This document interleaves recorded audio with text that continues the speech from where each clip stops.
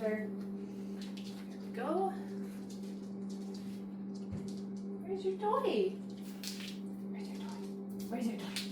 Where's your toy? Huh? Get it, get it. Get it, get it. What are you doing? Get your toy. Oh, there it is. Good puppy. There's a good puppy. Get your toy, buddy. Good boy. Give me that. Where is it? Get your toy. Where is it? Get it, Finn. Get it, Finn. Oh my goodness, he's stalking it. Good little boy. All right, we are down here with puppy Finn for our week 1 video recap. In these videos, we're going to go through all the behaviors that we've been practicing with the puppies for this last week. So you'll have a video recap for each of your 3 weeks that the puppies are in the program. We just like to start off by getting them warmed up with a little bit of play. And we'll kind of maybe go back and forth between some training and some play.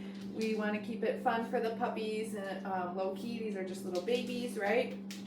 So everything that we're going to be doing these next 3 weeks are some nice foundation behaviors for them before they go home. I'm playing with Finn with the flirt pole. It's a fun way to get them to want to chase and bite at the toy, teach them how to play with toys. Good boy, Finn. Oh, get it, get it, get it. All of everything that we go over today, like all the behaviors that I'm going to show you for your puppies for week 1, you also have access to a video library as well. That link was in your initial confirmation email. I would encourage you to watch all the videos in the video library for week 1 as well, as I go into more detail in how we train the behaviors and why in those videos. Are you ready to start working, Finn? All right, let's get to it. So you just have some more detailed instructions so that you can keep practicing when your puppies go home. So the very first thing that we do in week 1 with the puppies is teach them about the clicker. I want the puppy to understand that the sound of the click means that they're going to get fed. Good boy, Finn. So we charge the clicker like this maybe a few times in a row in week 1. Start by clicking and then offering the puppy a piece of food. So again, check out the video library because I go into this in more detail. Good boy. Yeah, there we go. All right, so now we're going to use the clicker to start to mark behavior that we're teaching the dog.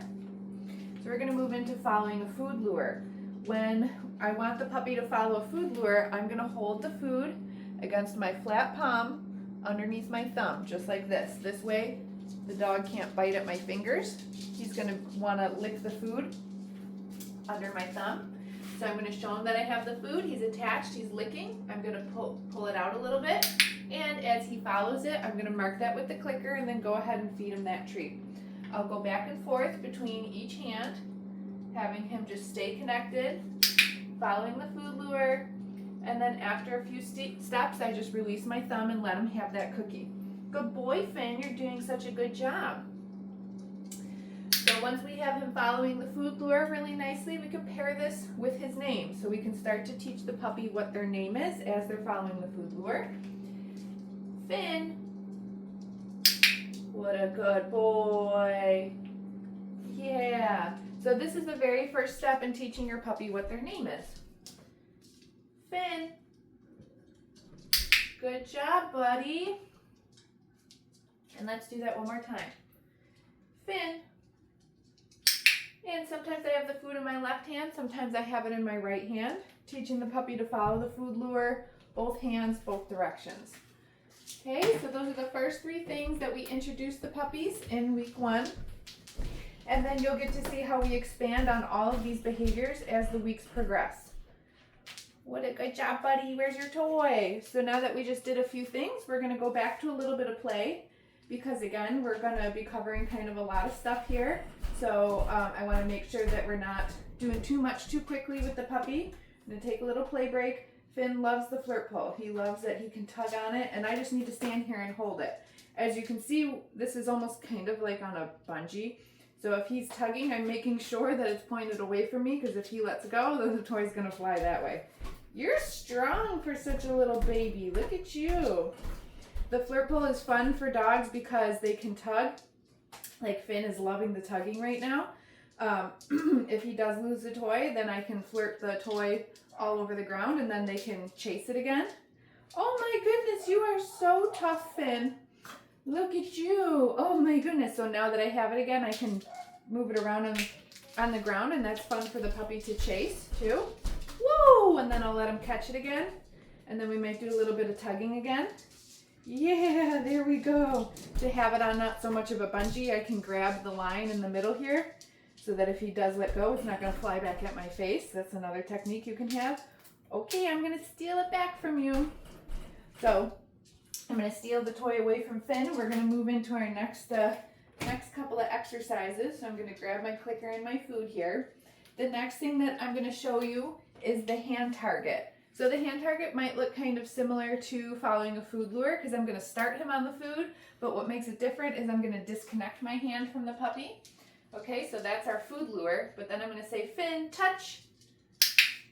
And as soon as he reconnects with my hand, so his nose is targeting my hand, that's what I'm going to mark with the clicker, and I'm going to let him have the treat. Okay, we're going to do the same exact thing on the other side. Finn, touch. Woohoo! Good boy. So again, going back and forth between my left hand and my right hand. Finn, touch. Wow, aren't you a smarty pants? Aren't you a smarty pants? Yes, you are. So now I'm just going to give him a couple of release cookies. Okay. And you'll see how I'm going to use the release cookie in the next behavior. Finn, okay. So I'm just telling him okay, and I'm tossing a cookie on the ground. Finn, okay. Get it, get it, get it. Good boy. Let's do that one more time. Finn, okay. And that's fun for the dog to just chase food on the ground as well. Notice how I'm also saying his name, getting him used to what his name is and to want to respond to that. Okay, so now let's use this release cue in action as well. And we're going to work on our first little position change. This week we introduced sit. I'm going to show him the food, lure him into the sit. Finn, sit. And I'm going to feed him for that once I've marked with the clicker. Uh-oh, you dropped it. Let's try again. Sit. Good boy. Good boy. Yeah, there you go. Okay, then after he takes that cookie, I'm going to use my release cue. Okay. That means he can get up and move. We're going to switch up our cookie type. Yeah, buddy. This treat might be a little bit easier to swallow. These ones are kind of crunchy. Let's try our sits again. Good boy, Finn. Sit. There we go. Down the hatch. Okay. That was perfect. Sometimes using a treat that's softer will work to your advantage because the puppy can just swallow it right down. And then you're ready for the next rep. Finn, sit.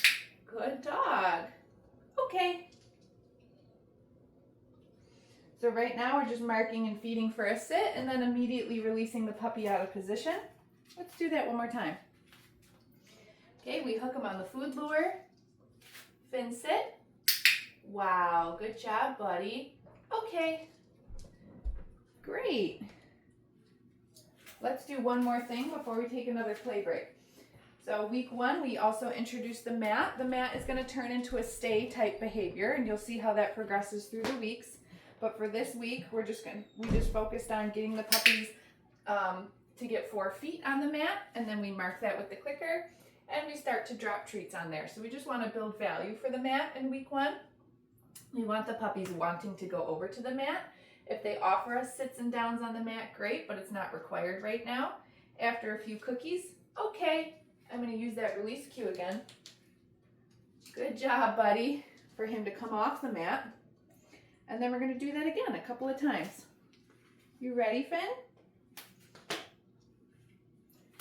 So click when he gets 4 paws on. I'm going to start to drop those treats one at a time for a few in a row. Look at how smart you are. Yeah, that's a good boy. Then we use our release cue. Okay. assuming he can come off. And let's do that one more time. What do you think, buddy? You like your mat? I'm just putting the mat down on the ground. Yeah, good job. And these puppies are doing a really nice job offering coming onto the mat because we've been practicing this all week. Yeah, good job, buddy. I clicked because he also sat that time. Wow, good boy. And we're going to release him off. Okay. So smart, Finn. What a little smarty pants. So let's take another little play break again. Where's your toy? Where's your toy? Since we just did a few more training exercises, we want to take a little play break again. Give me that. Give me that. When he has it, I can also do little tugs back like I'm doing right now. Oh, I got it. And that's fun for them. Let's see if he wants to get up and chase it again. Wow, good boy. Ooh, I got it. So the last couple of things that we're going to wrap up our week 1 training session with Finn. We're going to get him dressed in his harness next. Actually, before we dress him in his harness, we're going to work on some handling exercises. So I'll show you what that looks like. Boop, boop, boop. Good boy. Oh, what happened? There it is. Good job, Finn. All right, I'm going to steal this back from him. And let's work on our handling exercises first, then we'll pop him in his harness. So these are both training exercises and socialization exercises. We want to make sure that our puppies are comfortable with being handled and touched all over. This will be incredibly important long term for veterinary and grooming care. These dogs are a breed of dog that will require a lifetime of grooming care. So we want to make sure that they are comfortable with the handling involved with that type of care, okay? So I've got some food in one hand. I am not using the clicker for this exercise just because it's easier to just have both of your hands free. And I'm going to use a verbal marker, yes. So I'm just going to start by petting Finn like I normally would, yes. And every time I say yes, I'm going to slip him a cookie. Then I'm going to take this hand and bring it underneath his belly. I'm just going to stabilize him a little, yes, and just teach him that when I need to hold you still, that it's okay, it's not scary. So hand under the belly, yes, good boy. Then I can start to move my hand and gently handle some specific body parts, yes. So that was his ear. I just lifted up his little floppy ear and gently massaged his ear canal, yes. And for each time I'm doing that, I'm giving him a cookie. You might see, yes, that cookies are falling on the ground, and that's totally fine. I'm not bringing attention to them. You can get those later. Right now I have food in my hand. I want him paying attention to that. Yes. So now I'm just going through each one of his little feetsies. Yes.